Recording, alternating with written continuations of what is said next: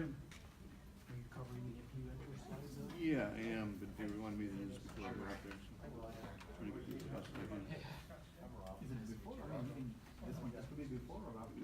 They asked me to do it before. Yeah, they asked you to fill it out before, so they can, they're gonna use this. When they get ready, yeah, they're gonna use the date. Oh, yeah. Yeah. No, they have a phone system.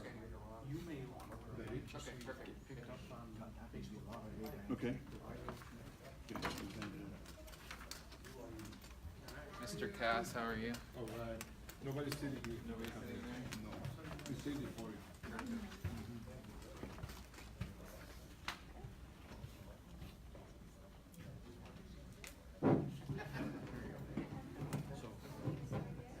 your day going, sir? So far, so good. So far, so good.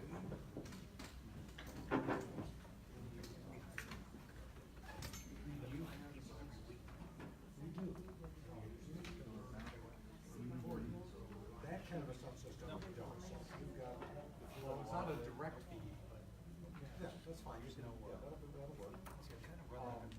Now, I have a question, is there any problem?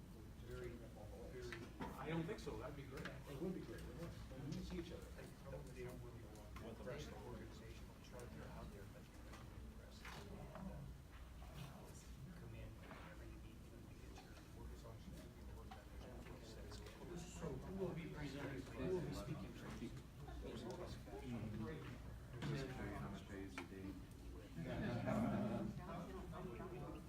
We haven't really had any documents to sign in a while.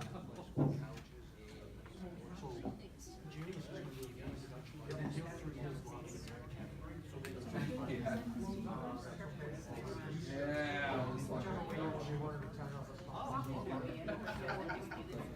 yeah, no, pass it off for her.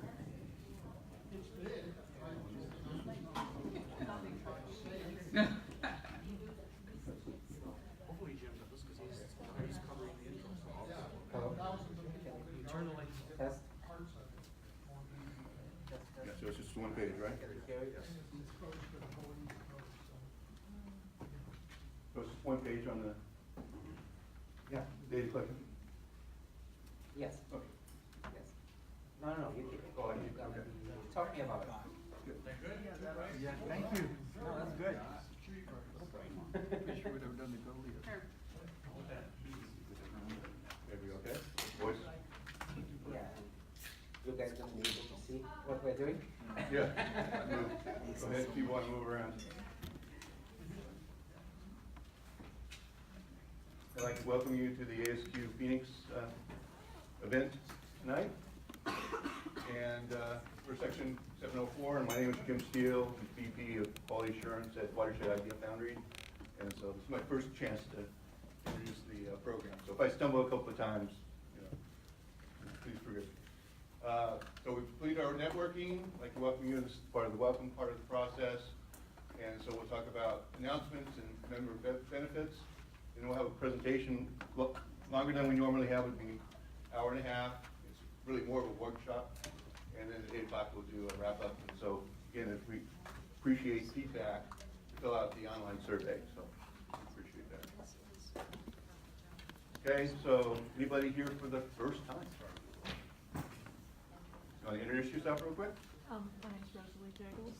I've been a member of ASQ for a long time. I'm from Missouri, so was involved with the groups there and decided to come out here and check out the result. Awesome. You're welcome. Thank you.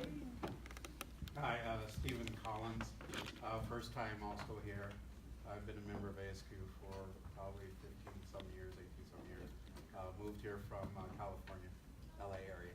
Oh, welcome. Anybody looking for enhanced employment?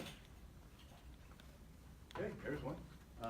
Well, no, I have a position available. Oh, okay, yeah, that's the next thing. Okay, that's fine. Yeah. Anissa. Yeah. Just got certified by CPE. Excellent, So, it's fine. very good. Anybody else looking for, oh, yes. Yes? I'll be getting my MBA in healthcare management and trying to. Excellent. Okay, Now, Stephen, right? Yes, I'm looking for a auditor, someone that has experience in food and dietary supplement industry, experience.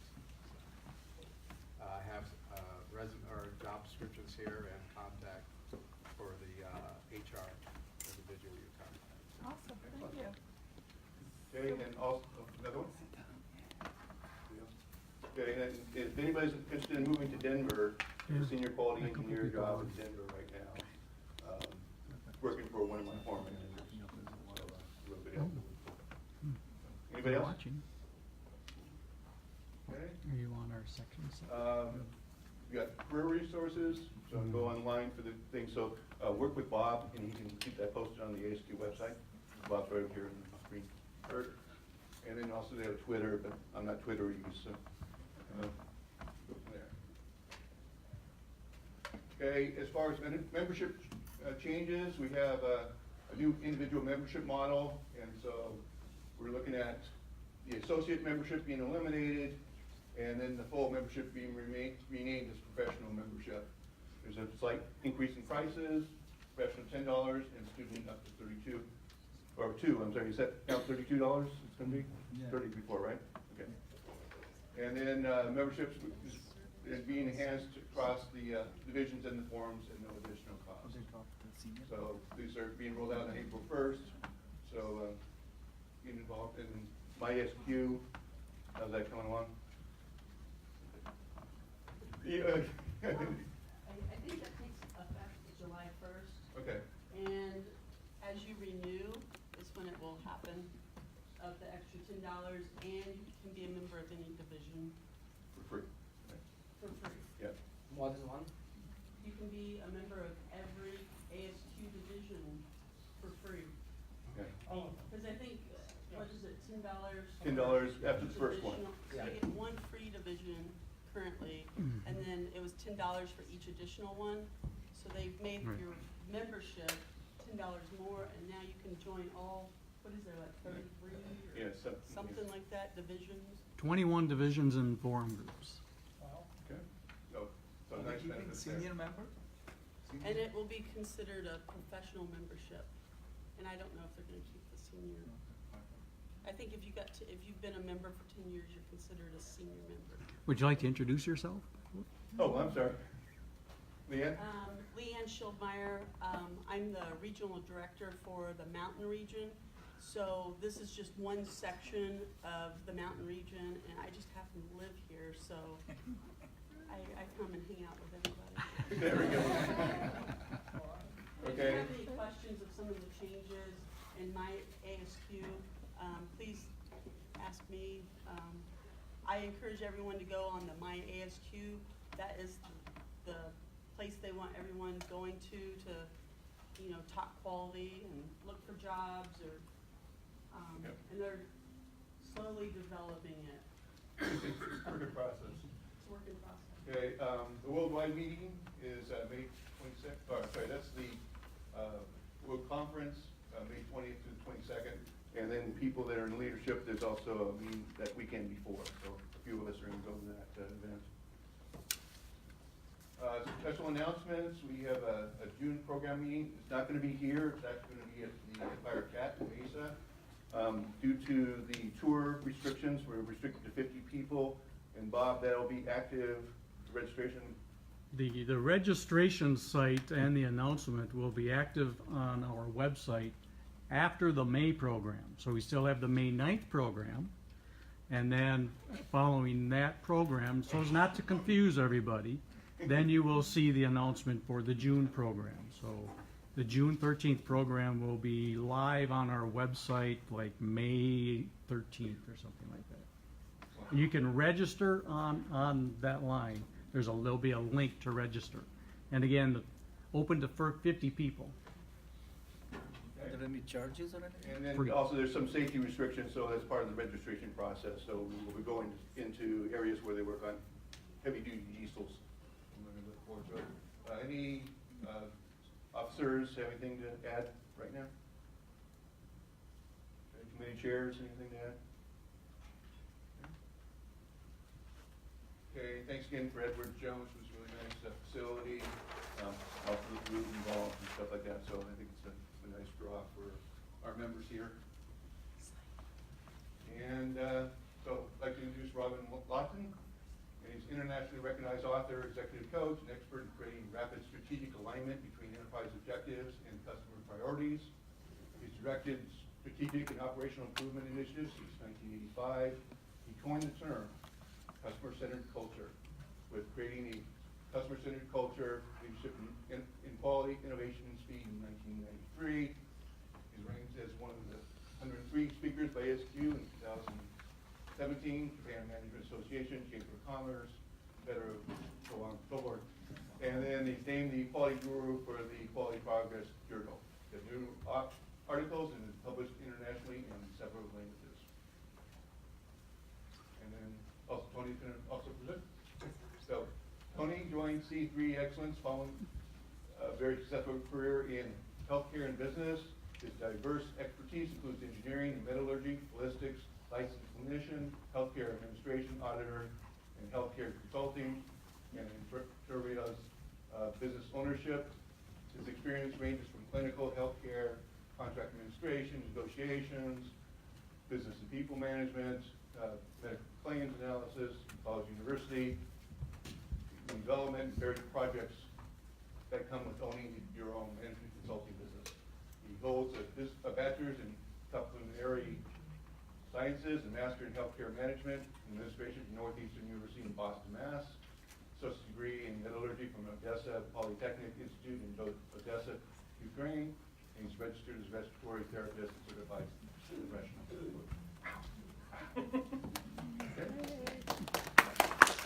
Yeah. You know, it's interesting to hear about yourself. Like, wow, did I do it? Yes, I did. So my name is Tony Belalovsky. You hear an accent. I just want to address it right away. I was born and raised in Soviet Union. Moved here about 27 years ago.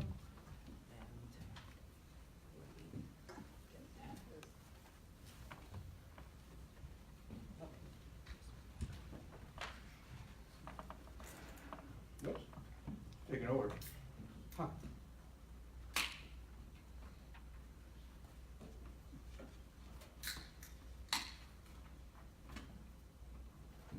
Just want to close that one. Mm-hmm. There we go. Okay. Here we go. Hopefully all of you guys have either started, done, or completed this. So we're going to be talking about some of this data a little bit later. So, welcome to our dinner lecture today for Strategy and Tools for Transformation Leaders. As I said, my name is Tony Belalovsky. Rob and I are from the company called C3 Excellence, stands for Customer Centered Culture, and we're located in Sarasota, Florida. So, Keith is, well, and I don't think you guys need any more sunshine. Usually when we go up north, we say we bring sunshine with us and it never fails. Usually it's sunny. So. Today, these are the objectives that we are going to try to cover today. This is going to be a very fast-paced presentation. It's going to be interactive. We're going to be asking questions. We're going to be doing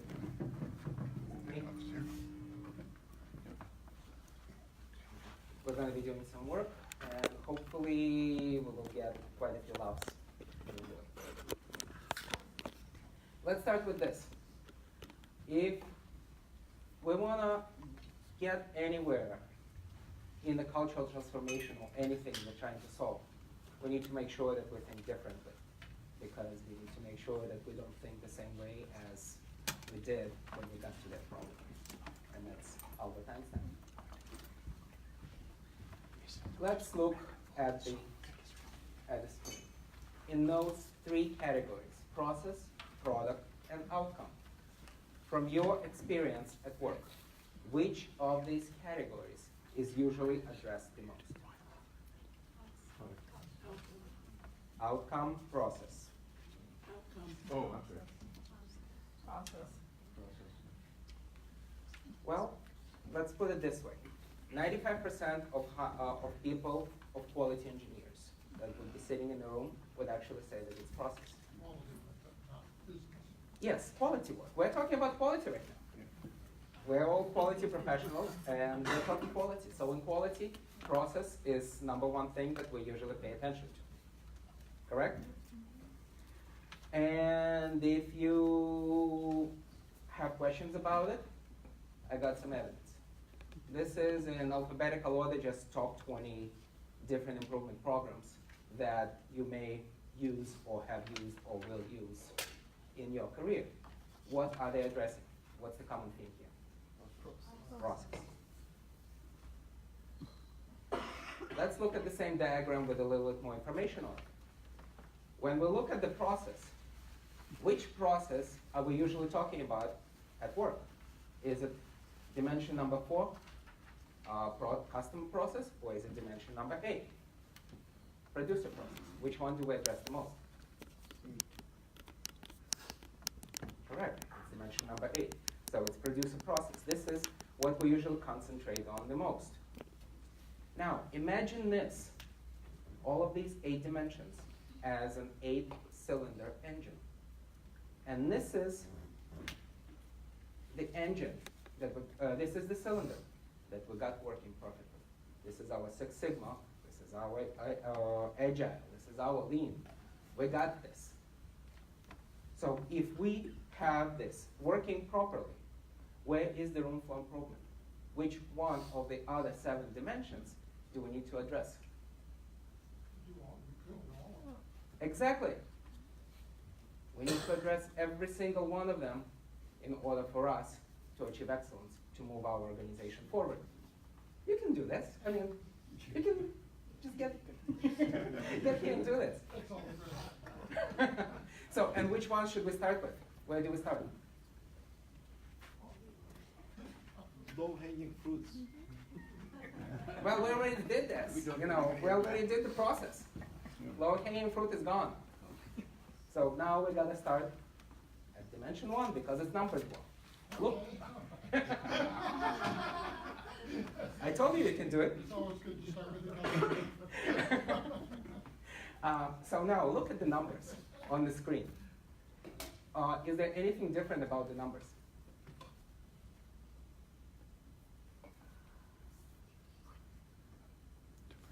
Yeah, that's right. They go the opposite direction. They go from right to left. We're usually going from left to right. Any ideas why? No? Okay. We always want to start with the end in mind. We always want to start thinking of the outcome. What is the purpose of what we're doing? We always want to start with the purpose in mind. The numbers are actually telling us where do we start and how do we go through the process of actually creating excellence and culture in our workplace. If we look carefully on this diagram, it will actually tell us a lot of things, because we already addressed the process. We have the customer, we have our process as a producers. We have our outcomes that are customer desired outcomes and producer desired outcomes, as well as undesired outcomes. Dimension 7 will address the characteristics of our product that we are producing. Dimension 3 will address how customers are actually using that product that we have produced.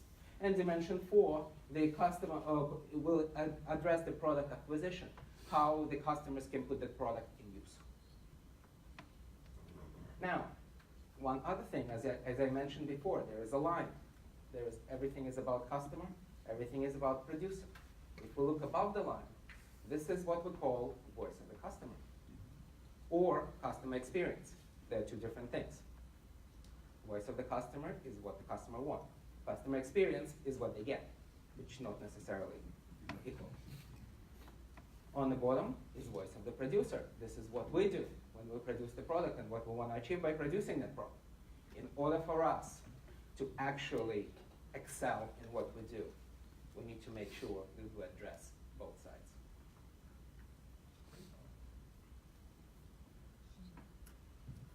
Back to the surveys that you did in the beginning. This is a cultural survey. And over thousands of people have taken that survey. And these are how the results are usually, this is the normal distribution of the results when we first come in and start working with the organization. And our goal is to make sure that this highest bar is moving to the right. It means the more to the right you are, the more culture is addressed in the workplace, the more efficient you are. And the reason why we're talking about culture today is because of this. Satya Nadella, CEO of Microsoft, has said that that's what keeps him up at night. And that is the number one thing that most companies are struggling with. So you believe Microsoft is a model of customer satisfaction? Not necessarily, but at least the head honcho there has realized that that is the big issue. Okay. That's why he's not sleeping. That's why he's not sleeping, you know. We looked at 8 dimensions of excellence. This is another way to look at the process to achieve excellence. The first 4, this is actually the roadmap that we call. The first 4 steps are the strategic ones. They are usually set by the leadership. They are reflected in the strategic plan of the company. Step number 5 is the bridge between strategic and operational. 5 through 10 are the operational. This is actually that is done on the lower levels within the company. If we are talking about change, any kind of change, we always need to address these 6 levers of change. Language, values, measures, power, assumption, and model. We always want to start with language because we need to be absolutely clear about the message that we are conveying to everybody else. Just as an example, think of an latest ISO standards. They refer to customers as interested others. Who are they? They don't specify who. How do you identify who those interested others are? It's ambiguous. If we need a very clear language in order for us to communicate what our values are, how we're going to measure it, who holds most power? Is it the producer or is it the customer? What we need to make sure that we have correct assumptions if we're producing the product, how the product is going to be used, and modeling, we need to make sure that we model the right behavior.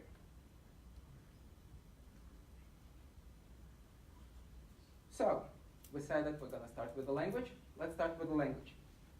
And we said that we need to start with number 1. Let's start with number 1. Customer desired outcomes. The definition of customer desired outcome is the ultimate goal why the customer came in to work with our enterprise or to have a product produced by our enterprise. And if we want to know what the customer desired outcomes are, we need to think as a customer.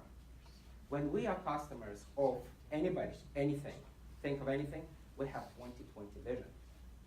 We know exactly what we want, and we know exactly how we want it. When we switch roles, and we're on the other side, we have instant ability. Let's examine that. Hospitality industry. All of us here, it would be safe assumption that all of us here have traveled for business. And we stayed in the hotel for the business meeting the next morning. Correct? Mm-hmm. So all of us are experts. Let me ask you a question. When you travel for business and stay in the hotel, what is the most desired outcome that you have as a customer of that hotel for that overnight stay for the business meeting the next morning? Good night's sleep. Good night's sleep. How long did it take us to come up with that? You get yourself a gold star. When was the last time you got a gold star? When a child. It's about time when you got one. Huh? No. By the way, we have a whole collection, so there will be, show and tell later on in the end. Whoever can collect more, the most. Now, all of us have agreed that it's a good night's sleep, correct? Cherish this moment. This is the agreement. All of us agree. We're going to come back to this a little bit later. Here's the next industry, cosmetics. Think of the desired outcome cosmetic industry is selling us. Looking better. What is it? Yeah. Beauty? Looking good? You sure?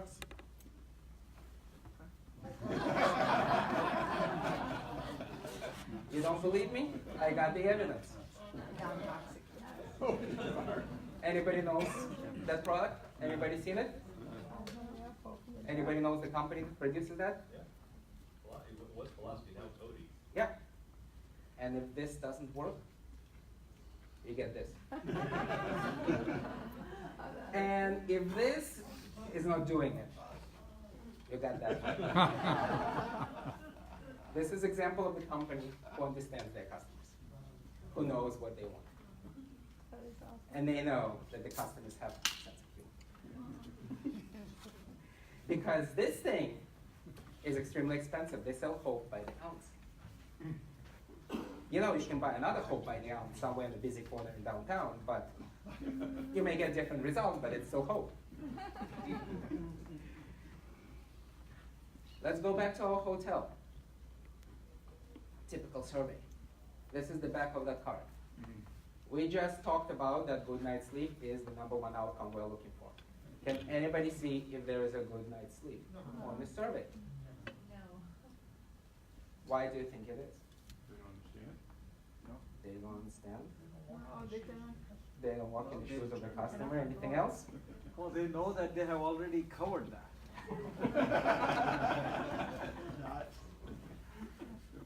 Could it be that they think that they can't control it? So very Possible. This is one of the things that we call a vital lie. Vital lie is something that we do when we try to do the denials, excuses, or reasons why we can't do something or we don't want to do something. All of us are doing it. All the companies are doing it. And #1 vital lie on our list is we don't have control over it. Are we really? Do we really not have control over that? Let's examine the evidence. This is your typical room. Can the hotel control the sound? Can they control the sight? Can they control the scent? Can they control the touch? What part of those senses that involve in sleep they can't control? Exactly. So vital lies is the obstacle that we need to overcome if we want to achieve excellence. And the way we can do this is by asking a simple question. Show me the evidence. Tell me why. Show me you've tried and you can't. So what we really want to do is we want to crush vital lies. Okay, we're still on customer desired outcomes, and the reason is, as quality professionals, we know that in order for us to take something, we need 3 data points. We only have 2. We only have healthcare, and we only have the hospitality and cosmetics. So now, let's talk healthcare. And I'm an expert in healthcare. I've been there 25 years. Scary. All of us in the room are customers of healthcare at one point or another, correct?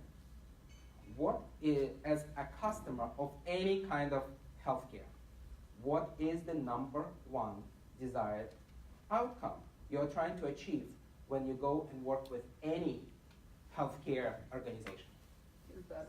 better health. Good health, right? Good health is our #1 desired outcome. You will be very surprised that when we go and talk to some of the CEOs of the healthcare facilities or any kind of organizations, they don't say that. They can come up with 50 other million outcomes, but that's not the one. It takes a few minutes of conversation before they can arrive to this one. But the question is, do we define how, what good health is? We ask them, do you have a definition for good health? The usual question, the answer is nope, we don't. So if we don't know what it means, if we don't have a consensus on what it means, do we have actually measures of success? Can we have measures of success if we don't know what it means? No. If we don't have measures of success, do we have numerical goals for improvement? No, we don't. If we don't have numerical goals for improvement, how can we achieve excellence or improve? We can't. So, here is something for you. This is a definition of good health done by World Health Organization. It's not us creating this. This is done by World Health Organization. Anybody care to know when it was done? Any guesses? 1948. In this country, we still don't know that it exists. Would something like this work for you? Would it work for any healthcare organization? If you listen very carefully, though, you will hear a theme song on the background. And that's what healthcare is all about.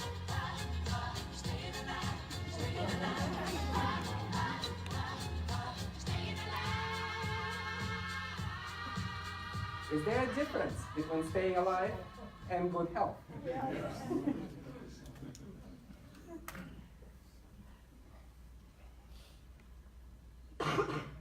And that brings us to the next point, undesired outcomes. What is the most undesired outcome that can happen when we work with any kind of healthcare organization? Death. We want to avoid death. Do we have a definition for death? Yes, we do. Flatline here, flatline here, you're done. Do we measure it? Do we define it? We actually have special instruments to do that. Do we have numerical goals for improvement to decrease the incidence of death? We do. So, does it mean that absence of death constitutes good health? No. There lies the question. Thinking that we eliminated undesired outcome doesn't mean that we achieved the desired outcome.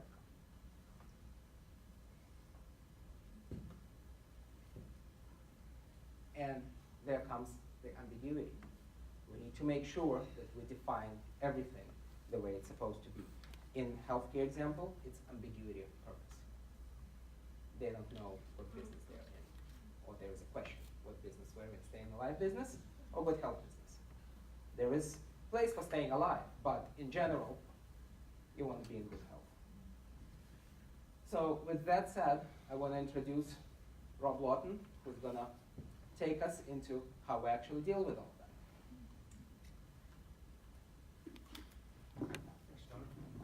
Hi. Well, Tony's obviously got you all warmed up. So he got me warmed up, so that's all counts. What happened? Well, I don't know. Gremlins. Gremlins. There we go. Okay. Thank you. One of the things that Tony's been focusing on is the fact that language has ambiguity in it. Does math have ambiguity? If you asked anybody in this room what 5 plus 7 is, would you be willing to bet the answer they're going to give you? Would you be willing to do that? Would you be willing to bet $1 that you know the answer they're going to give you? You would, wouldn't you? In fact, think about it this way. Have you had at least 2 years of training in math in your entire school career? Okay, how about at least 5 years of training in math? Consider statistics too. How about 10 years? Anybody had that? No? But you've had at least 5. All right, so how many years of training have you had in linguistics? 1. You've had a whole year of linguistics? What is your name? Ryan? Ryan? Yeah, I took it as part of U of A has a big linguistics program. I took it as my supplemental education courses. Okay. All those gen eds that you never want to take, they were the easiest ones. So. Okay. So linguistics is pretty easy? Not so easy. Not so easy. No, but. Was it as easy as adding 7 plus 5? No. No, probably not. Did you find there was any ambiguity with language? Yes. Uh-huh. Well, you know what? I have a button for you. Thank you. All right, you got it. Yes, it says simplify. And that is what we're here to do. Now, you have been used to formulas, mathematical formulas. I'm going to give you a word formula. Works just like a math formula, which means if you change any words in the formula, that's like changing a sign in a math formula. You're going to get the wrong answer. So, do not change any words in the phrase, is the idea. So this is called a word formula, and this one deals with desired outcomes. So here's what we're going to do. You've already heard examples. Let's just run through them, and then you get to try it for yourself. And you're only going to get 10 seconds to answer once I say go. Because now, with Ryan's help, I know that we're all experts on this. Right? And so maybe, Ryan, your team has an unfair advantage. Yeah. Okay. So here's what we do. We say an excellent, the name of the organization, that would be the one you work with today, okay? Unless you're retired, and then that would be home, okay? Yeah, an excellent, whatever the name of the organization is one that results in what? Now, so we just covered this. Radisson Hotel results in good night's sleep. Mercy Hospital results in good health. Zenith Financial Advisors. In fact, what is the name of the building that we're in right now? Edward Jones. Does anybody work here, actually, for Edward Jones, that you're willing to admit? No? Okay. Is this what you want as a customer if you work with a financial advisor? It is, isn't it? Simple. What do you think they are trying to? Yes. They're after that too? So, Jay, where are they going to get that money? From you. So, in other words, the more that you work with them, the less you're going to have, right? Is that how that works? Yes. You probably haven't thought about that. Have you heard about this law that's been passed? It's all about fiduciary responsibility? Yeah. What exactly does that mean? That's all for me. What does fiduciary mean? Means they're going to focus on whom? The customer. Exactly. Now they had to write a law for that because these guys have been around for a long time and hadn't realized this. They should have been through one of our little workshops that they got this figured out. Quality department results in conformance to specs. Would you agree with that? Yes. At least. Okay. Acme Human Resources Department results in a skilled workforce. These are all outcomes. Any questions? Okay, so now, thinking of your own organization, what is your answer to that statement? You have 10 seconds, and I'm going to ask you what you did. So we know you cannot just sit back and do nothing on this one because we know that'll give you a blank answer. So, an excellent, whatever your name of the organization is, one that results in what? You got 10 seconds to go.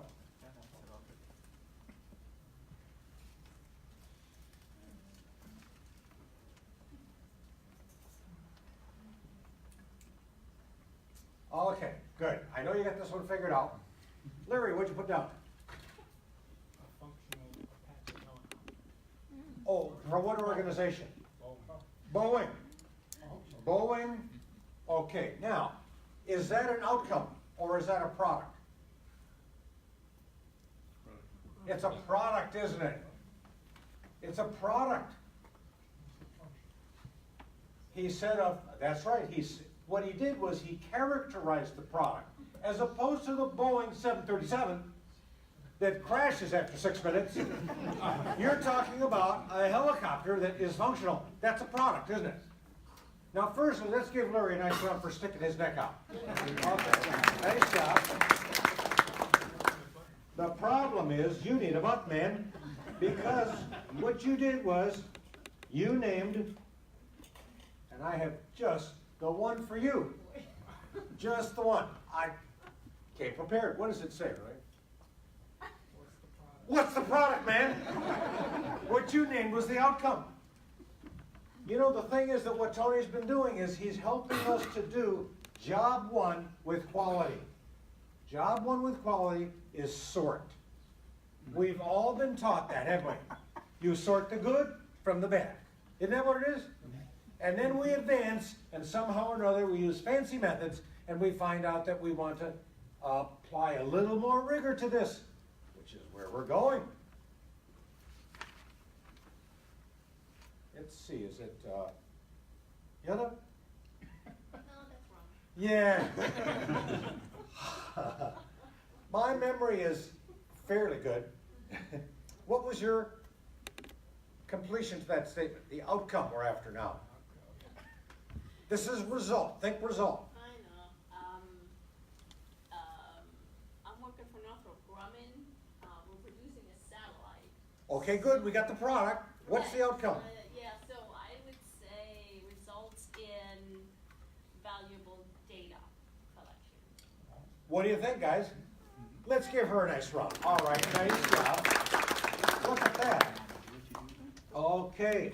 So, I have a button for you. It's a different button. Okay. Okay, good. Okay. Now, you may have heard of some famous Japanese guy who said something about why. Mm-hmm. Well, we're going to get to why shortly. It has to do with outcomes, because that's the answer to why, isn't it? Why do we put those satellites up? Well, it might be to keep us secure. Now, there's an ultimate outcome. What you gave us was a low-level outcome. Yeah, but I can't talk about the secure. Why can't you? I just did. Classified.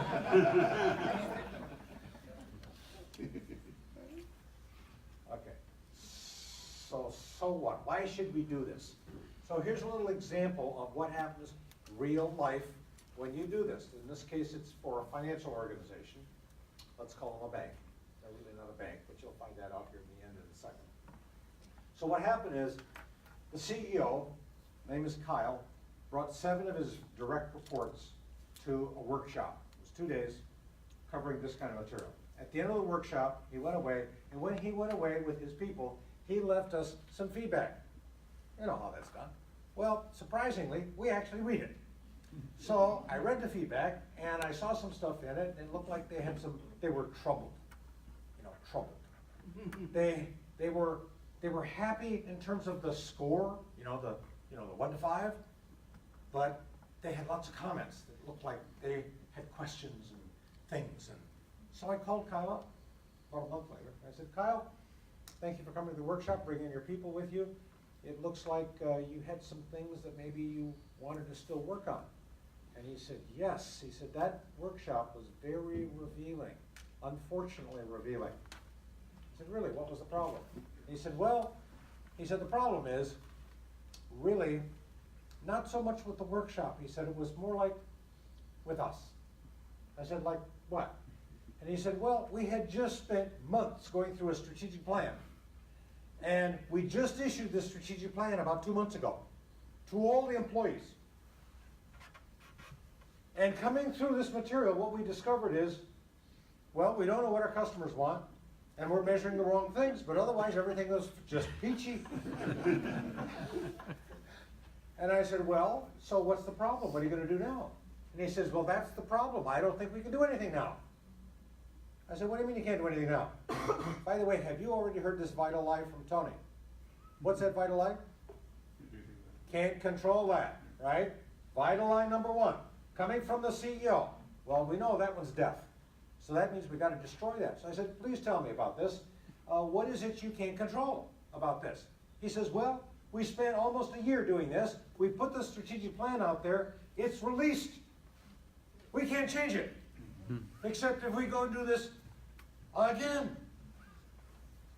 I said, well, hang on now. Maybe not. Let's see.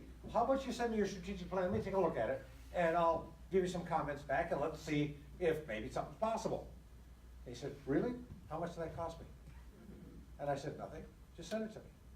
He said, okay. So he sent me the strategic plan. I took a look at it, and he had a lot of good stuff in there. So I wrote up some stuff about what I observed, sent it back to him, called him up again. I said, Kyle, what did you think of what I said? And he said, that was my worst nightmare.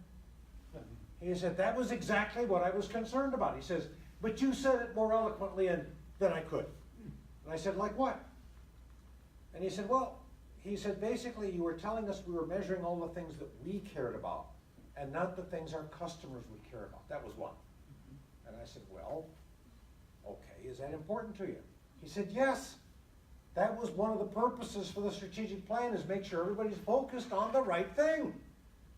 I said, well, you want to change that? He said, yeah, I want to. And I said, yeah, but? And he said, but we spent months doing this and I can't redo it now. So I said, well, you know what I read? I read some really cool stuff in here, in your strategic plan. It said that you're a learning organization. Is that true? He said, well, yeah, we are. We pride ourselves on that. I said, okay. So they also said that you're a collaborative team working organization. Is that true? He said, yes, it is. I said, okay. I noticed that you highly value continuous improvement. Is that true? And he said, yes, it's true. And I said, well, let me see if we can connect the dots. It looks to me like you have a perfect opportunity to demonstrate that you're a learning organization, you're into continuous improvement, and a bunch of these other things, and not only that, that you're willing to model the right behavior. But maybe I got this wrong. Are you willing to model the right behavior? Pause. He says, yes, I am. He says, but I'm afraid it's going to take too long. And I said, well, let's talk about how too long is. I said, what's too long to you? He said, months. I said, well, I'm thinking with you. Months is too long. How about days? He said, days? How many days? I said, how about 2 days? He said, 2 days? What would we do in 2 days? And I said, well, what we do is we'd pull all the management team together. We'd have a cross-section of our employees. We'd have some customers in the room. And we'd sit down with your strategic plan. We'd give them a little orientation to the kind of thing you spent 2 days on, but we'll give them a little less time than that. And then what we'll do is we'll see if we can apply and deploy the very learning you got in the workshop. How about that? He said, 2 days? Really? He said, well, let's talk about dates. So now I want to share with you what happened. So we did it. We spent 2 days, and when they left, they put an action plan together, so they immediately began applying it. So within 10 days of going through this, they immediately began doing stuff. So here's what happened. What I'm going to do is share with you what happened over a 6-month period. Okay, so what happened is every month we agreed I was going to call them up. I was going to ask them how it went after the session. So firstly, remember, we started with the strategic plan and the key performance indicators. That's what we were working on. Now I'll just tell you a secret.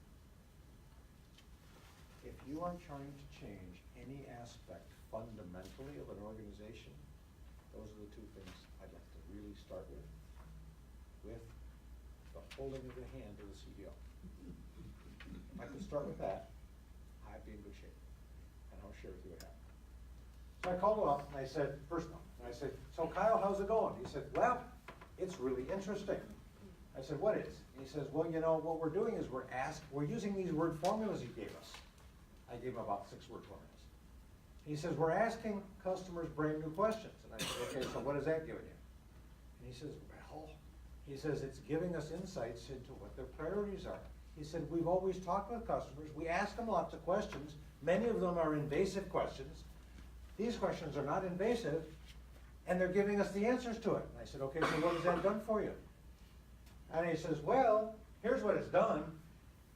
We used to, before we had done this little change in our plan, 300 loans were closed per week. That's jumped to 700. I said, well, so what does that do for you? He says, well, that brings in money to the organization. I said, okay, so that's a good thing. He said, yes. I said, what else? And he said, well, we used to have a 50% loan utilization rate, which means that we go through a lot of work and we authorize somebody to have money, and then only half of them go and use the loan. Now, many of us know this.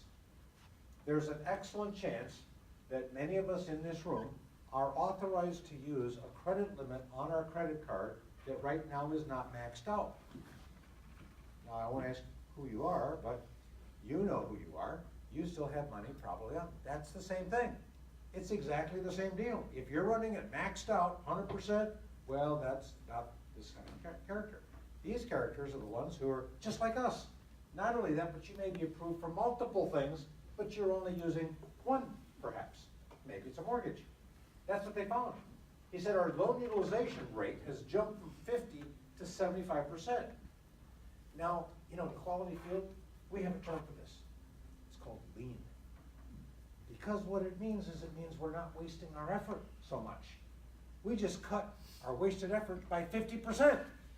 I said, okay, what else is happening? And he said, well, we're getting $8 million in new revenue to the bank every month because of this. Because our customers are moving their funds from other places, they're moving their loans from other places, they're moving their assets, and they're finding out that by working with all of that in one place, they benefit. I said, okay, are you measuring that? And he said, yes, what we're doing is we're calculating the savings our customers are experiencing, and we expect to use that in our marketing material. I said, what else? And he said, let me sum it up this way. He said two things. Number one, our employees feel that we have created a better mousetrap. Number two is that all of our performance measures have significantly improved during this first 6 months. And anybody can do it. That's the so what. Now, just to make sure we're clear, 8 million over 6 months. That's 8 million a month times 6. What's the math on that? What's the answer to that? $48 million? Would you be happy if you were the CEO that in 6 months you got $48 million new dollars popping in the door? That's what happened. No, they did not pay us a commission or a portion of that increase. We're happy to work that way, but no one seems to really want to take us up on it. They will tell us that they want to until they see some of our numbers that come from other clients, and then they say, well, maybe we won't do that after all. So this thing about levers and ambiguity. So what we want to do is we want to have the language so clear that when we say something's valuable to us, everybody understands what that means. Let's take a simple word today that we have seen in the press for at least the last year. I'll just give you one word. Let's call it harassment. Is that something that your own organization says is something that's important not to do? Mm-hmm. Is there a policy on that one? Mm-hmm. Okay. Do they spend time defining what harassment means? Mm-hmm. Okay, keep that in mind, because we're not done with that one. Because I'm going to give you another one that's related to the rest of what we're talking about, and we'll see whether that gets the same treatment. What they're doing is they're trying to align language, values, measure, and in this case, power, aren't they? Harassment's about power. Who has it and how they're using it. And assumptions and modeling. So here's an example of another organization. This is a public utility. I can share this kind of detail with you because it's in the public domain. If it were Boeing, well, then I couldn't do that. Well, I could if I read the paper, and I shared you with that, so, who knows, that might come up. So the deal is, here's a water utility. What's their product? Water. And how do you think they measure that? What are the units of measurement? Yeah. That's how they do it.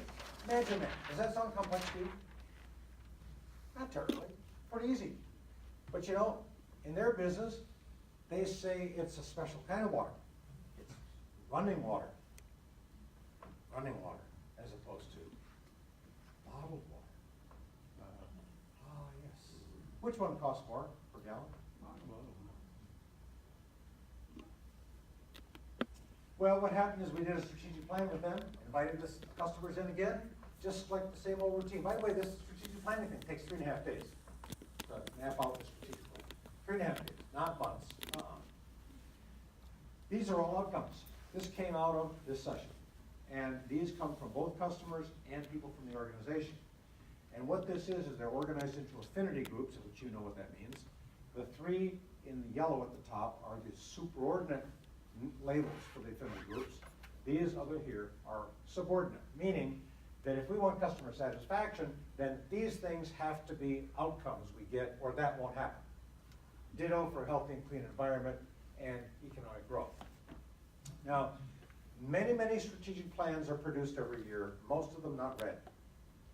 They are not worth the paper they are written on. I am not a fan of strategic plans. Most of them are text. Most of them are understood only by the people involved in writing them. And I could go on and on.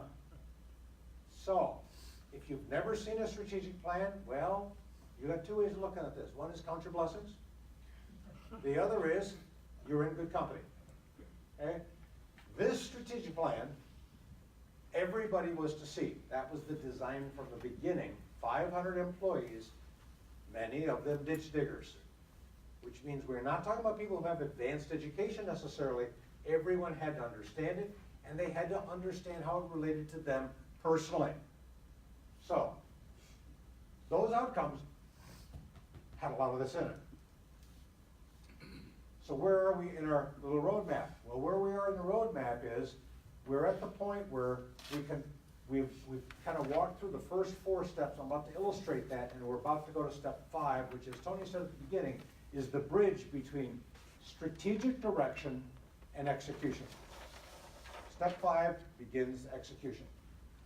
Now, to give us another way of thinking about the context of what we're covering, we could think about it as a series of questions. 4 questions. If the goal we have in our own organization includes stuff like this, if design and innovation is important in your organization, that means you want to have a future. Okay, then that might be we want to know how to excel.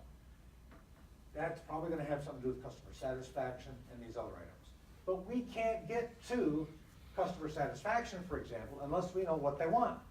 We can't get to what they want unless we know who they are. We can't get to who they are unless we know the products for which they are customers.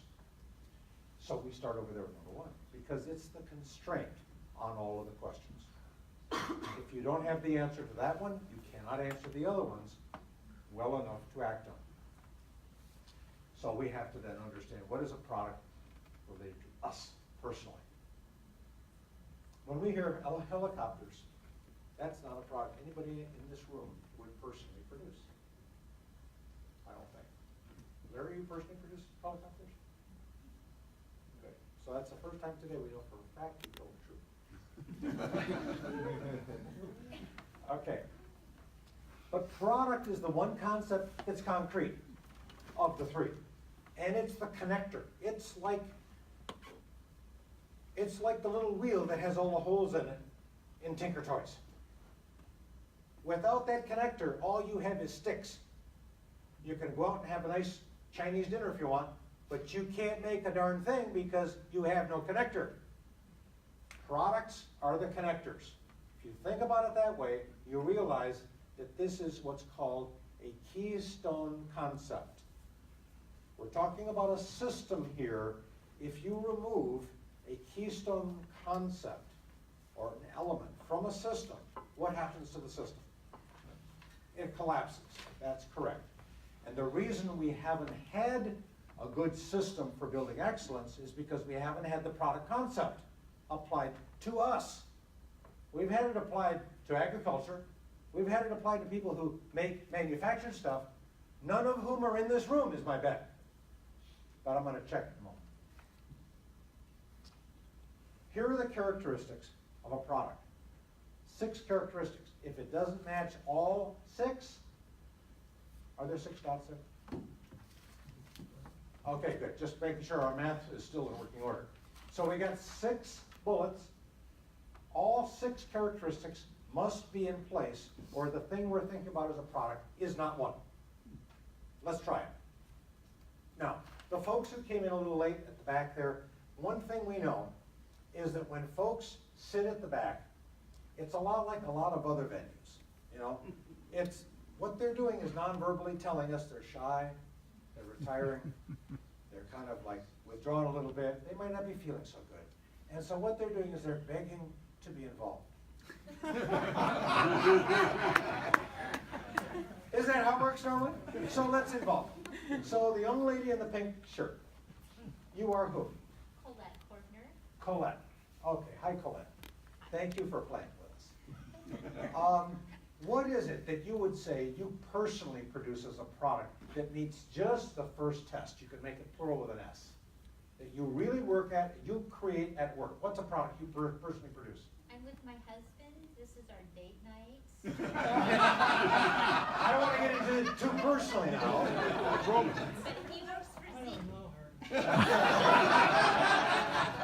He works for ZF and they produce airbags. Now wait a minute.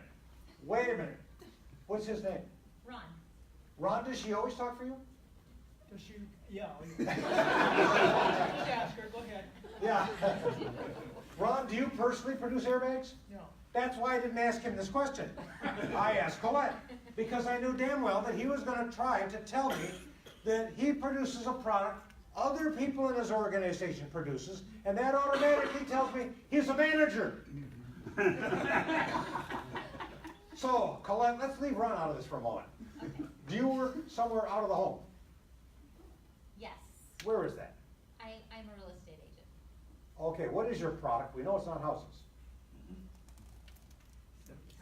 Help me. Yeah. Oh, we hit a hard one, didn't we?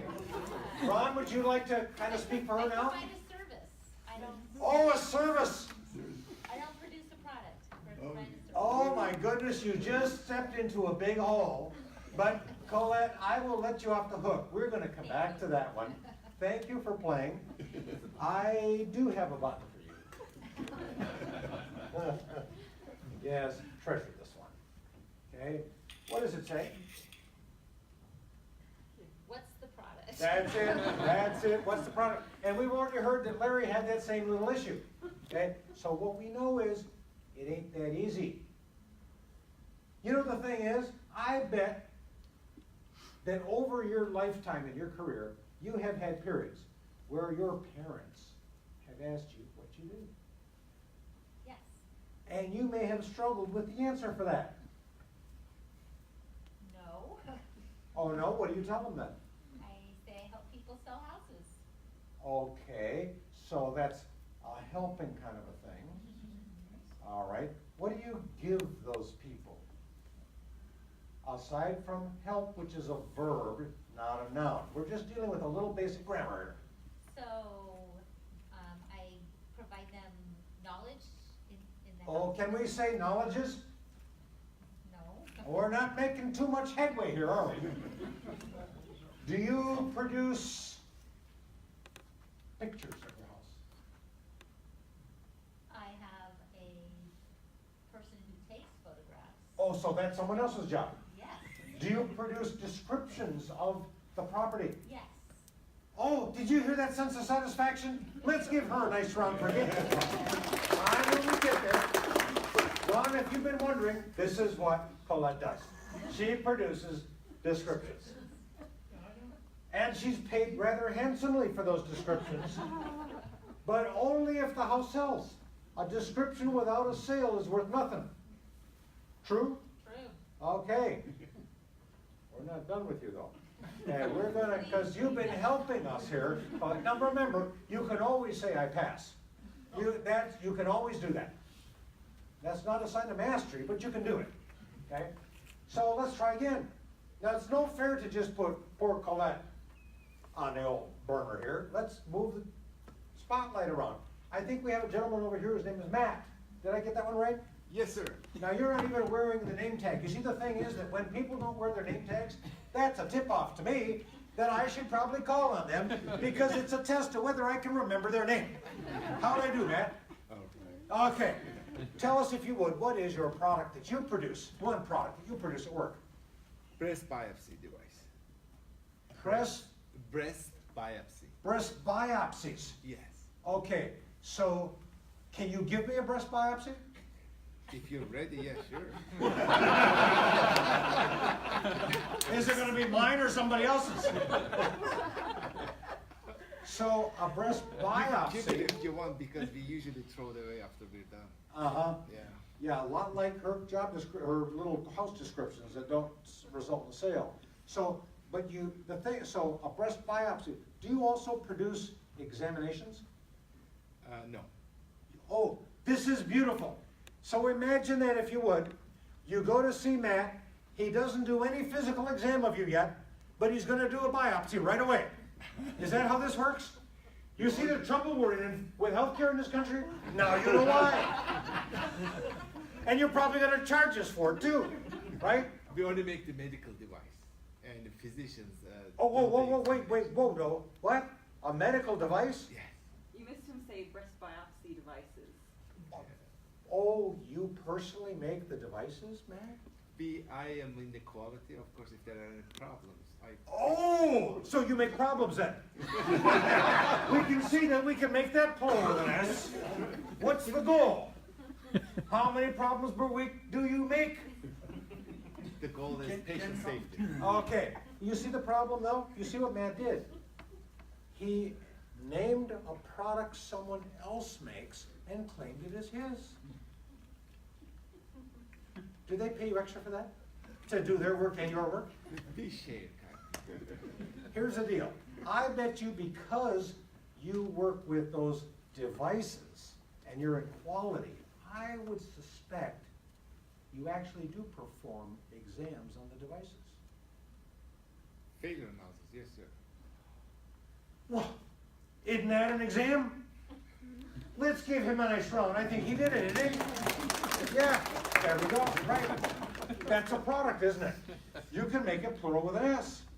In fact, I bet it's highly described, isn't it, about how you go about producing the report, which is a product. Yes. Yeah, and if you don't do that right, and you're at Boeing, well then people end up having an early arrival. Somebody else will check my work too. Oh, we gotta have people checking people, don't we? Yes, I won't ask you what all their products are. But the problem is that when we start claiming other people's work as ours, well, it qualifies for this button. As a manager. We know that, don't we? Secret too. Yes, would you tell us what that says, please? Yeah. Stuff that sucks. There we go. There we go. Thank you. Let's give Matt a nice round for playing. Okay, so are we clear what this is? We clear how to name a product that we personally produce? Anybody not clear about it right now? This is your chance to ask this question and get the answer before I ask you another question. Everyone's okay with this one? All right. Then here's what you got. You got 1 minute to name 3 products you personally produce that meet all that criteria. Make it very specific, because I'm gonna ask you what you wrote. And you know I do this. So you got 1 minute, go. So only 3 products, that's all you gotta do. Real products you personally produce. Just write them down somewhere on a piece of paper.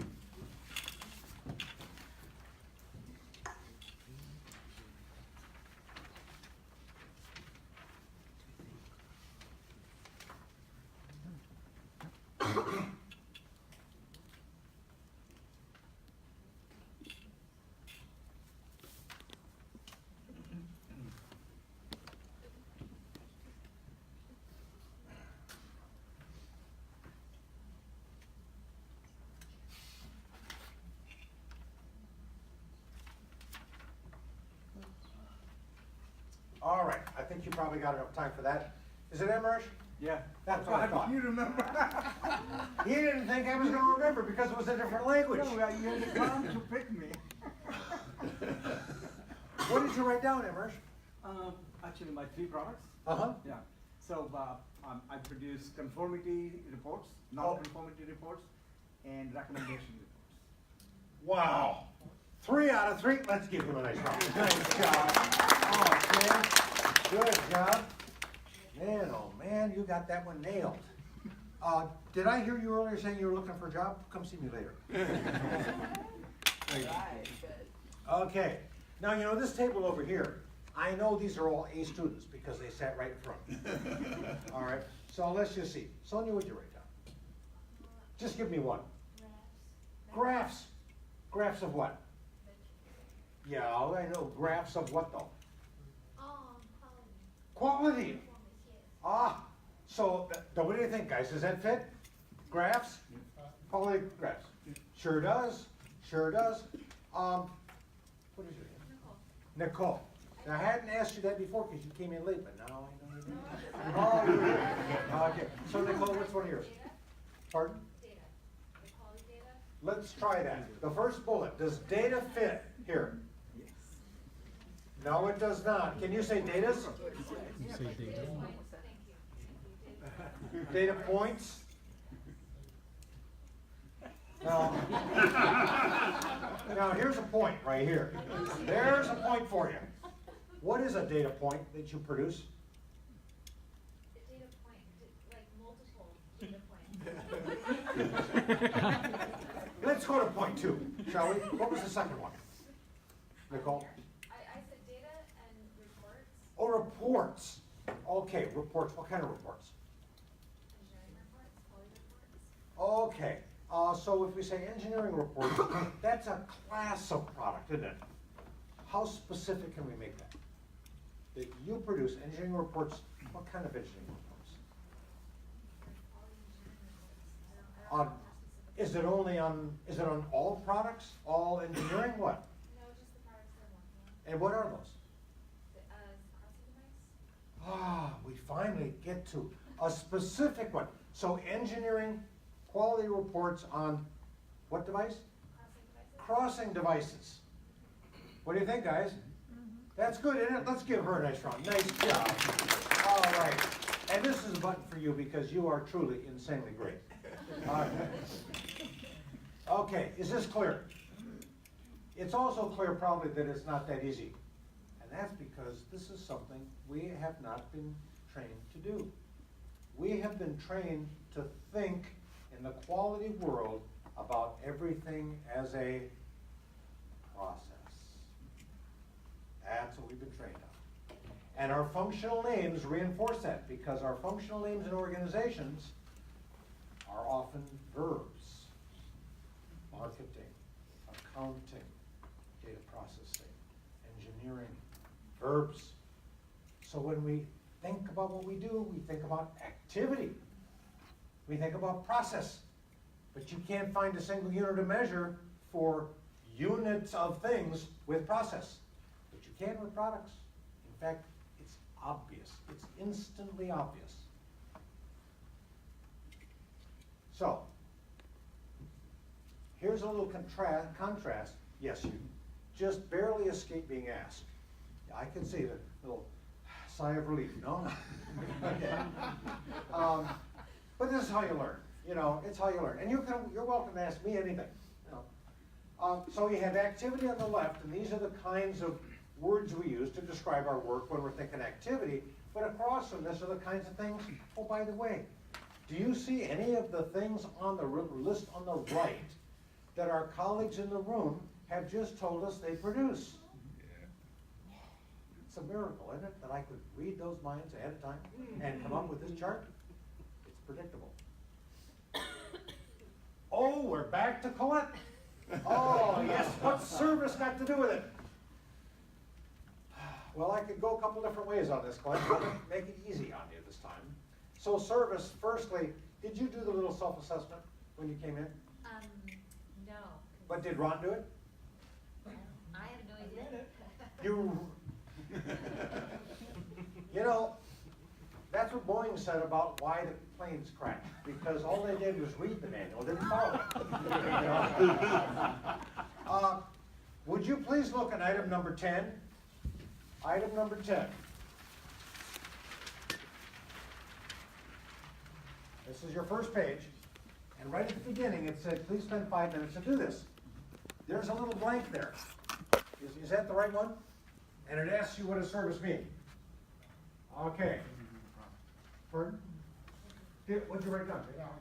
Value. Okay, let's check it out.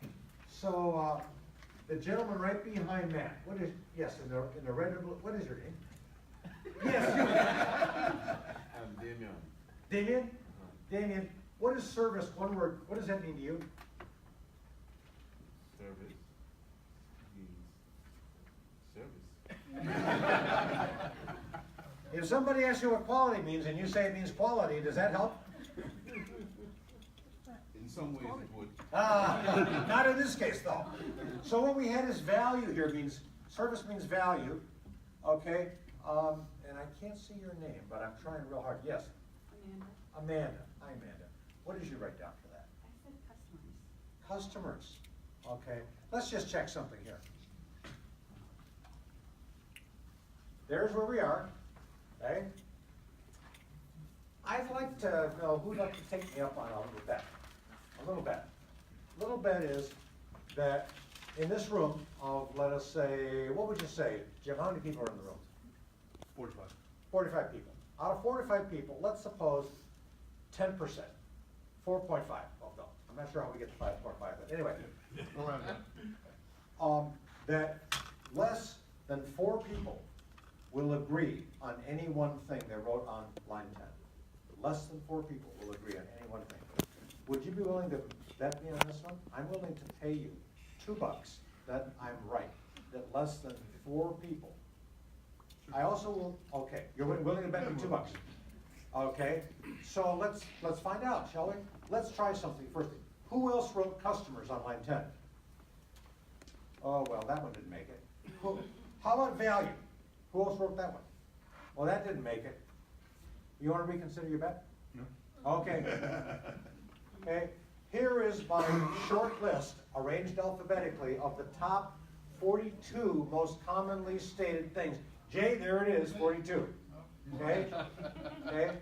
Now, here's what I want to offer you a little saving grace on this. Sure. You come back with the 4 that did the agreement, you got $2 coming from me. Say it again, I'm sorry. If you can find the 4 people who wrote down the same answer, Yeah. you got $2 for me. Yeah. It's not worth the effort. Well, I'll tell you what, you're gonna come up dry. And I'm gonna let you go anyway, don't worry about it. The deal is that if we, think about it, if we say that service is really important, is that what they say in the real estate business? Oh, yeah. They sure do. If we say that service is really, really important, and we can't agree on what it means, how easy will it be to improve it? You see the problem? Very tough. If quality were easy to improve, you guys wouldn't have jobs, would you? Because you have special skills that help to improve it. Matt talked about, did you say something about failure analysis? Yes, sir. Do you have to have special knowledge to do that kind of thing? Yes. That's what I thought. You can't just say, it doesn't work. That's why for the service I put repair. Or repairs. Now repairs are not necessarily service. In fact, if you ever taken your car into a service repair place to be repaired and it comes back and it wasn't fixed, you know you got no service. Either that or you got serviced. Which is a whole other thing, isn't it? Which means that the words we use can have unintended meanings, which is why we're doing this. Because if it has unintended meanings and we all have our own darn meaning for something, we got a free-for-all. We're not going to have any consensus to do anything.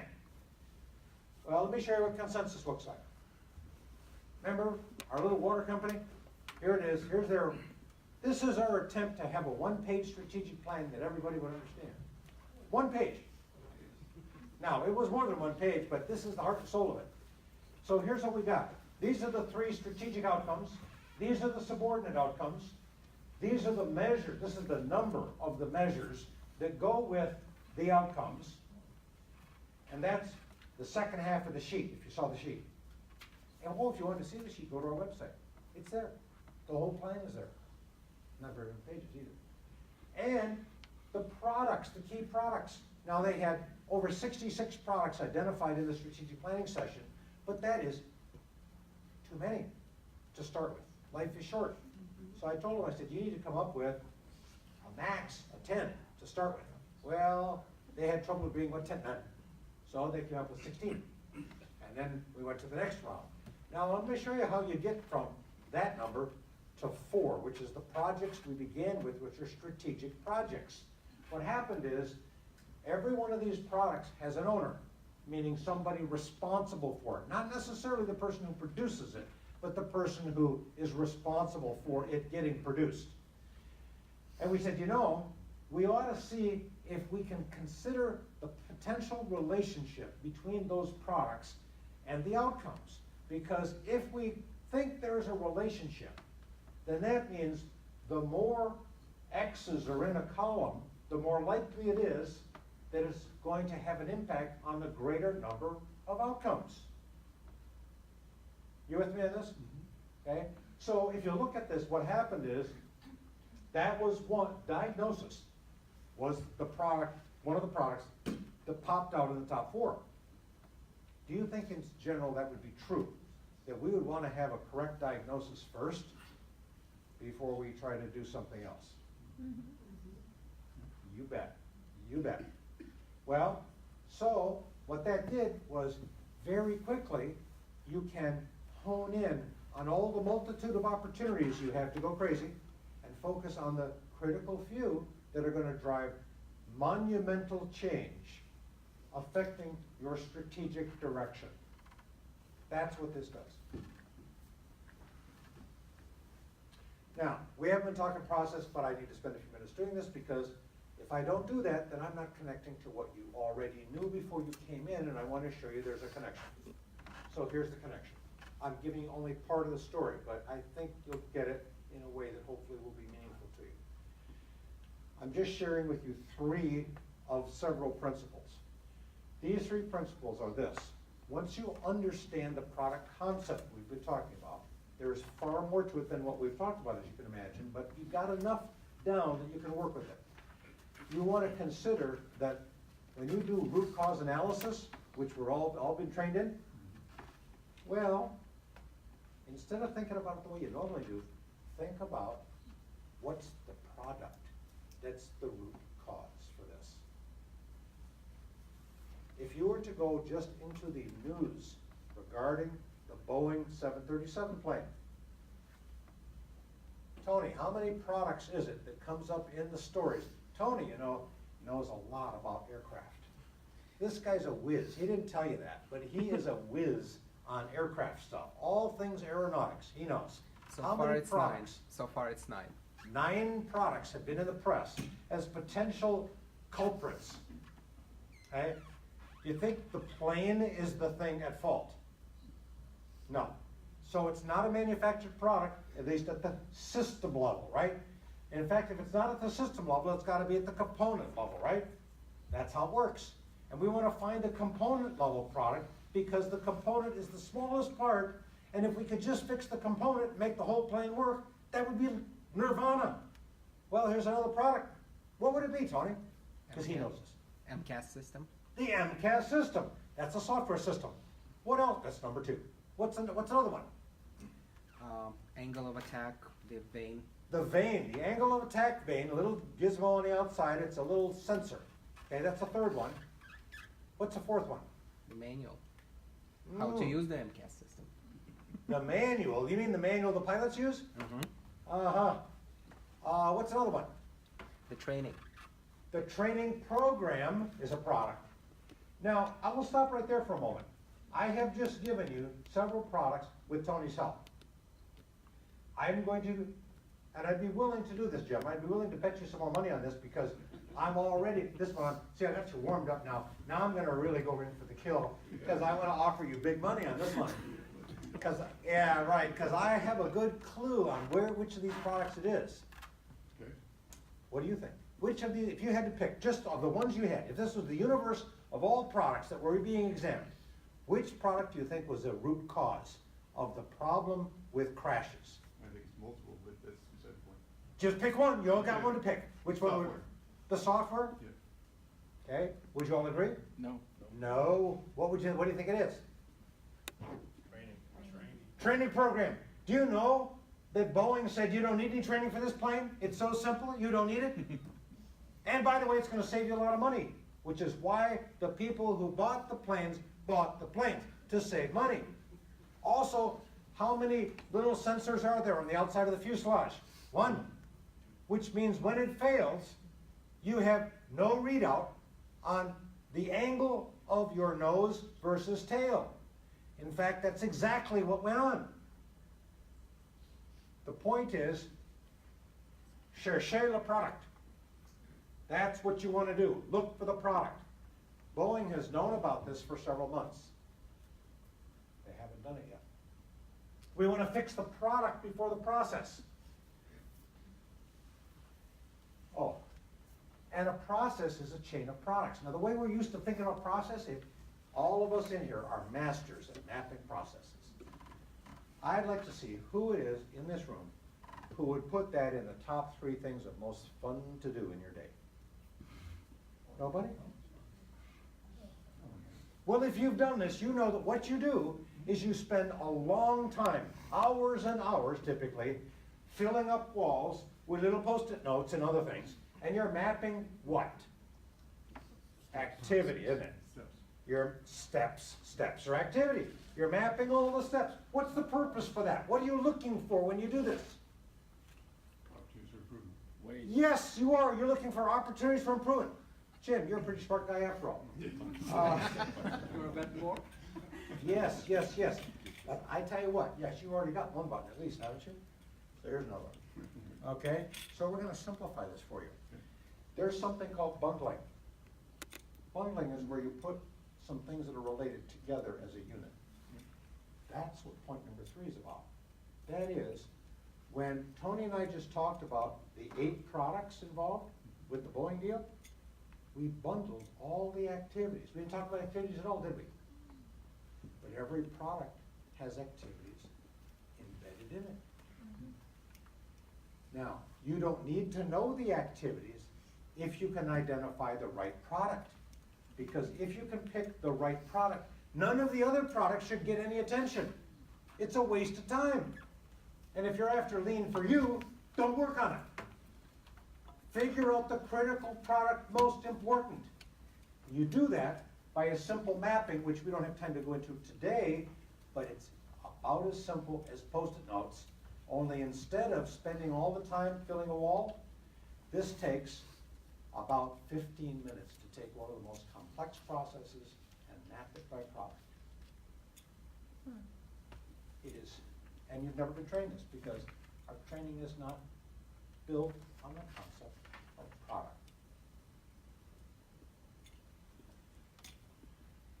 So I'm going to illustrate what that would look like.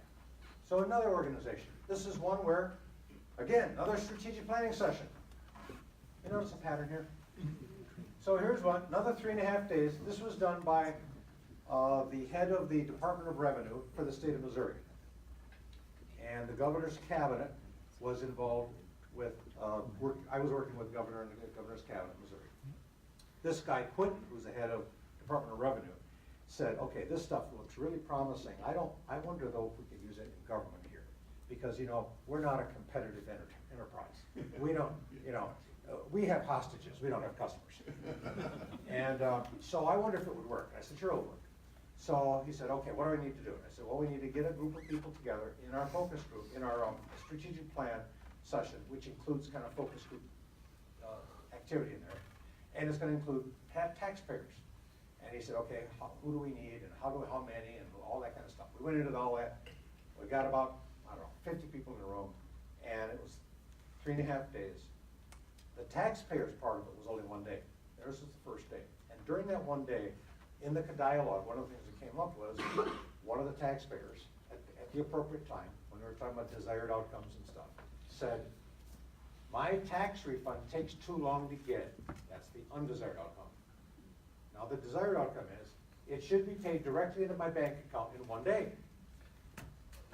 And I said, really? Now let me ask you, when is tax time? Would it be next week? Okay, so we're talking about something relevant for the near-term future. Well, these guys, I asked them, I said, would you all like to get this when money is due back from, you know, the tax agency? Would you like it like the day after you put in your tax return? They all said they would. Consensus, 100%. The revenues in the room said, no way. I said, why not? They said, can't be done. Well, what do we call that? Denial. Vital lie. Vital lie. I said, are you sure it can't be done? They said, if it could have been done, we would have done it. I'm not kidding you. This is what, so Quentin at this point, he steps up and he says, guys, let me just make sure we are clear why we're here. We're here to listen. We're here to understand. We're here to satisfy. Let's try again. And I asked him, I said, how long does it take right now? From the time the return is submitted to the time the taxpayer gets the check. And they said, average is about 45 days. What's that? That's all. That's awful. Oh, well, you're a taxpayer. What do you know? That's the way all the taxpayers think, right? It's like, this is way too long. And when you ask about what does too long mean, they say more than 1 day. So we got it really clear. I said, okay, guys, look, let's do this, huh? How about let's take a look at whether we could figure this out. Now, let's take 15 minutes and figure it out. I'm going to share it with you in about 1 minute. So here's what happened. I said, that's the product, isn't it? The check. Everyone said, yes, we got it. That's the check. I said, okay, and remember what we're dealing with is complexity. Complexity stands between us and excellence. And the revenuers they wanted to go into all the reasons why things couldn't be done in 1 day. And I said, I don't want to know all that. We're going to find this out, but it's going to take us 15 minutes. Can you hang on for 15 minutes? Let's just do it. Yeah, we'll wait 15 minutes. I said, okay. So there's a refund check. Is there a product that comes before the refund check that might have an impact on them getting it in a day or 45 days? And they said, yes. I said, what is it? And they said, it's the return, the completed return. And I said, what's the problem? And they said, that is the problem. I said, what do you mean? They said, the completed returns are incomplete. They're inaccurate. They're late. They got not enough stuff on them and all that kind of. I said, okay. So let me just get this straight. That product is produced by whom? Who is it? Taxpayers. So I said, so you're blaming the taxpayers. This is their product and it sucks. And they said, well, we were going to say it quite like that, but yeah, we agree. So I said, okay, well now the taxpayers are wide awake. They're ready to go, man. I said, is that how it ends? They said, no. I said, so what comes before that? They said, the blank tax return. I said, what's the problem with that? They said, who can understand it? I said, okay, is there anything before that? They said, well, yeah, the tax forms package. And I said, what's the problem there? And they said, well, they send you the forms you don't need. And I said, when do you figure this out? They said, oh, the evening of April 14th. I said, okay, is there anything that happened before that? They said, yes. I said, what's that? They sent the instructional booklet. I said, what's the problem there? They said, you can't read it. You can't understand it. You can't make sense out of it. You don't even know who you are. I said, okay, based on that quick analysis, product flow, which product should we work on? Instruction book, says Jay.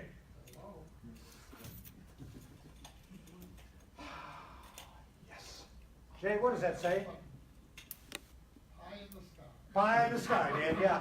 And that's how the revenuers looked at that. They said, oh, you're dreaming, baby.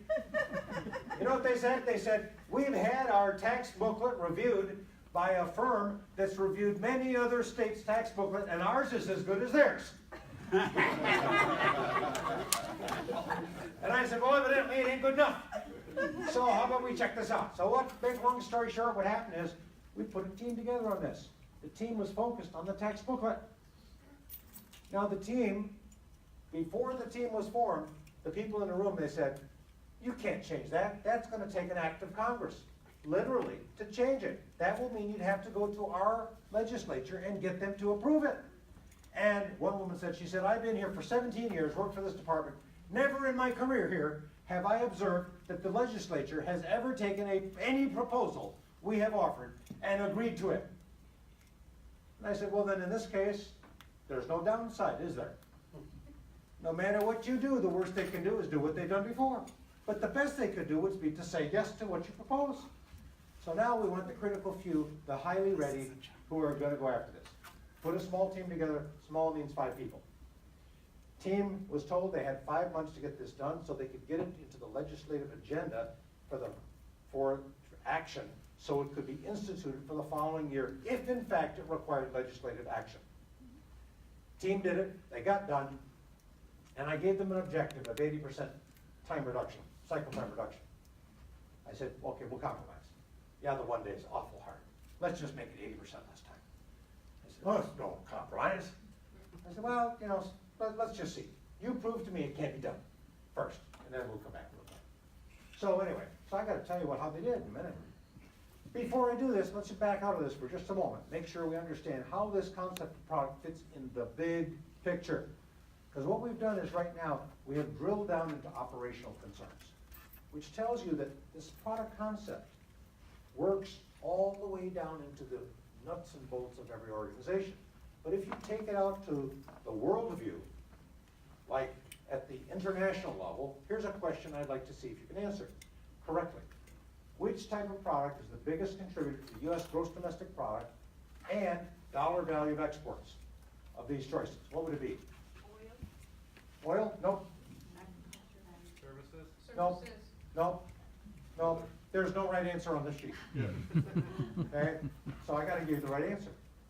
Now in order to have the right answer, you gotta have data. Which Nicole has. We know that she has data points. Nicole, I have some data points for you. So here's some data points for 300 years. So if you took the 300 years and you went back to 1700, here's what you'd find in terms of the labor force in the US. You'd find that somewhere around 86% of the entire labor force at that time was involved in personally producing agricultural products. Today, it's down around 2%, but we don't know because we don't count all those people in agriculture. Now, you know, you've heard about we're going to bring jobs back, manufacturing jobs. Do not hold your breath. This is the manufacturing line in terms of people working on it. Peaked in 1957. You can't find this data, by the way, from the Commerce Department, Labor Department, because they don't collect it this way, because they don't understand product either. But I do. So I took their data, I took it from different places, and I played Nicole. And I put my data points together, and here's what you got. About 10% of the workforce today in the US personally makes widgets, manufactured products. We are not on either of those lines. We're on this line. That's called knowledge products. Knowledge products. Those are exactly the kinds of products you guys make. Now, why would I bother telling you this? Well, because it has everything to do with the second revolution that's not called an industrial revolution. Right now in the quality field, you know, they're talking about next, you know, the industrial revolution 4.0. Hey, people don't even know about the second one, let alone fourth. So here's the deal, 1969, we had a lot of mind-expanding events which took us, oh, what comes to mind, Jay? Is that what you're thinking? Now, we know he was not there because he can remember it. Okay? So the deal is we had a bunch of things that happened in 1969 that were earth-shattering and changed our view about everything. Woodstock was one, Man on the Moon, 1969, solid-state microprocessor introduced by Intel, not too far from here. ARPANET, that's when the internet began, 1969. You didn't learn this in school because they didn't know. And they didn't connect the dots. First email was sent, 1969. Now I look around the room and I see some folks who were born before 1969, Jim, like you and me. Now I also see some folks sitting at table one here, born after 69. Okay, so I want to talk about that because that has something to do with a lot of our organizational issues we have. That is, we have a bipolar kind of organization by demographics, age-wise. But I'm not done. First ATM was installed. And then the thing that really matters is this little company called Syzygy. You all heard about that? Syzygy? No? Yes, you have. Well, the year after they were formed, they changed their name because someone else had it. They called themselves Atari. Have you heard of them? Oh, yes. Oh, yes. So they had a guy working for them when they were Syzygy and then became Atari. One of their first employees was this guy. Who's he? Steve Jobs. Steve Jobs. Look at that. College dropout, do nothing, ne'er do well. And you know what? Here's a guy who understands how to connect technology and entertainment. And that is what started in 1969, is the intersection of technology and entertainment. And what does that mean to us? Here is what it means. It means that entertainment products outsold steel in 2003. Wow. Now, that's a few years ago, so I probably ought to give you current data. I'm not going to go through it. You can read it for yourself. This is just organized in date order.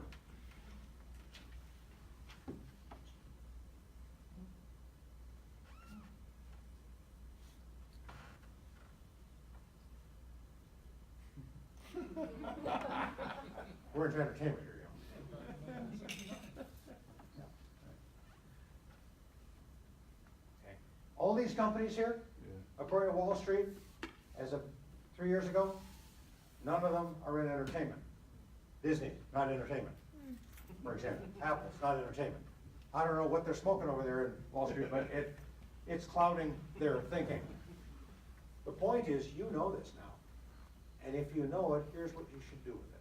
You should think about how entertaining are your products. Because we are surrounded with entertainment. Is it, Anissa? Now I know, Anissa, you were born after 1969. Yeah. Is entertainment at all a factor in your life? Yeah, you are not alone. There are a lot more of you coming than there are of Jim and me's. We're looking for the door out. And the thing is that you guys are in the process of owning the world. If you would make your reports, your specifications, your design documents entertaining, it might be that somebody reads them. Would that matter? You bet. When is the last time you had a specification in rap? That's what I thought. Okay? So, we could go into this in some detail. I'm going to skip this and I want to go to the end because you've been very patient and I've tried to give you a little bit of entertainment. Tony and I have, along with the things that we've covered. I want to just share with you a couple last things because if you understand this stuff, you should be in good shape.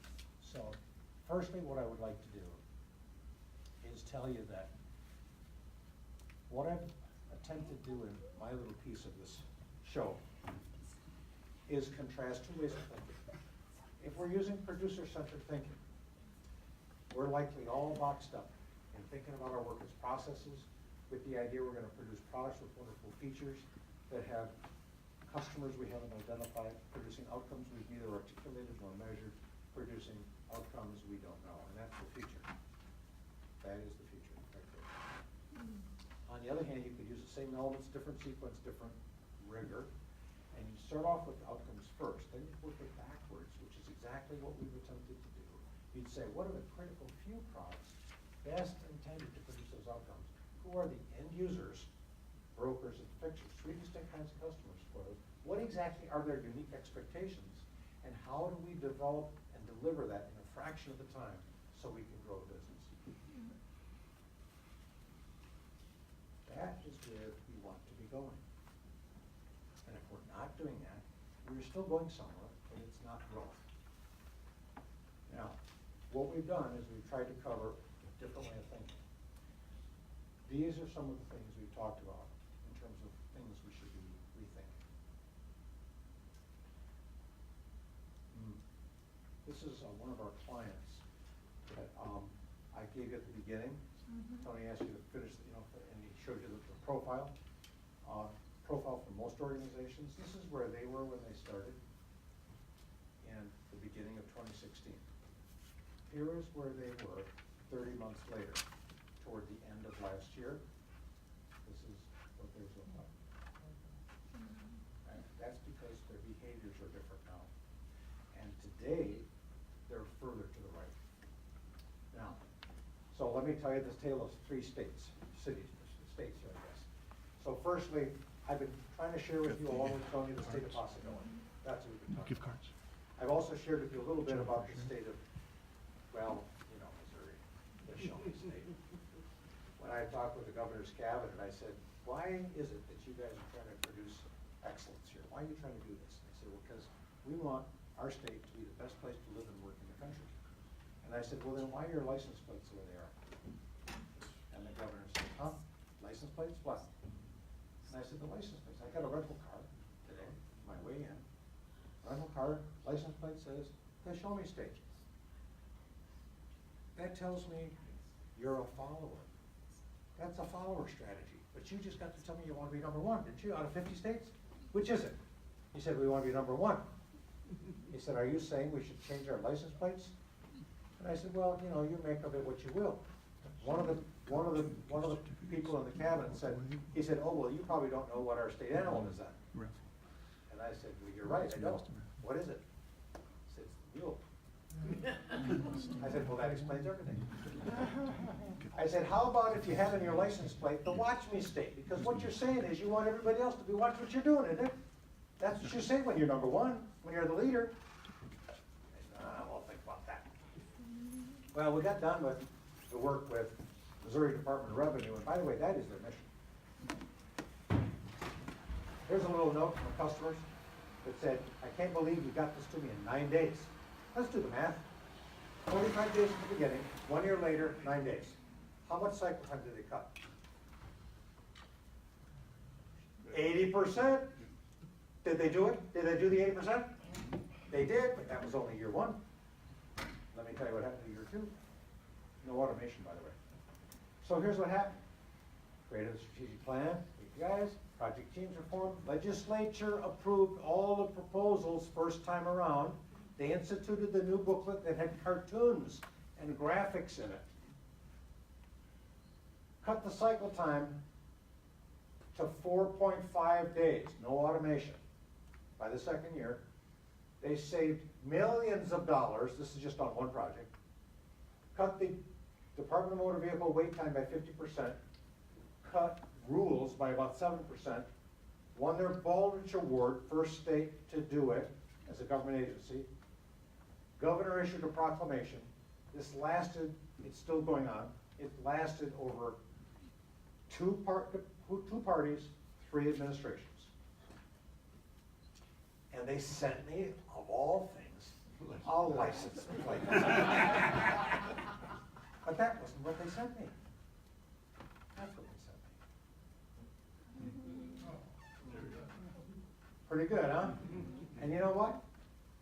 If they could do it, you can do it. Thank you for having us. Now, we didn't tell you at the beginning that if you stayed this long, you had a chance to win a book, and we have several books to give away. Awesome. If you have an interest in this topic, stick around, and here is your ticket to enter. It's very simple. Take your business card out. On the back of your business card, if you don't have a business card, then create one out of a piece of paper. Tony, do we have any ones to fill out that people could use? But put the same information on it. So your name, same information, phone number, email, okay? And, because we're gonna follow up with you, naturally.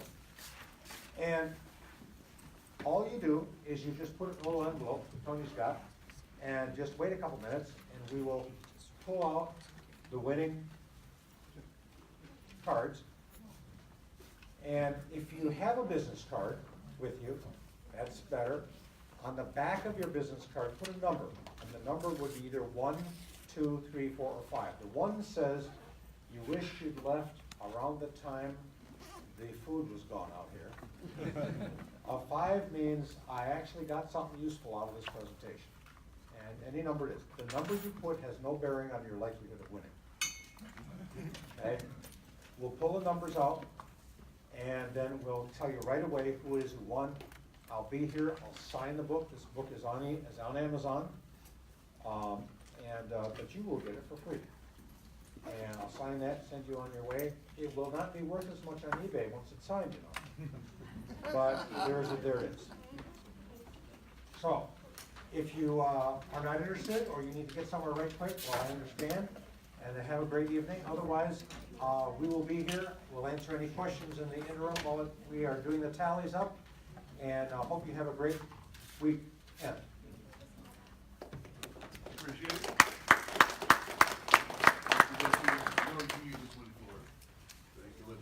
Bonefish Grill, yes. I don't know about this.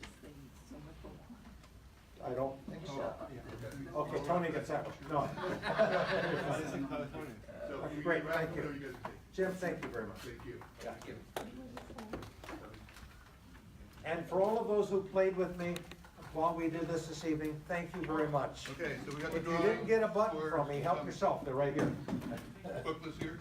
So, you guys wanna draw a number each? Okay. This is for notebook. Okay, so the last three numbers are 954. 954. Lose 954 over here. Good? No? Okay, go ahead, another one. That's what happens when they go too soon. 953. Okay, great.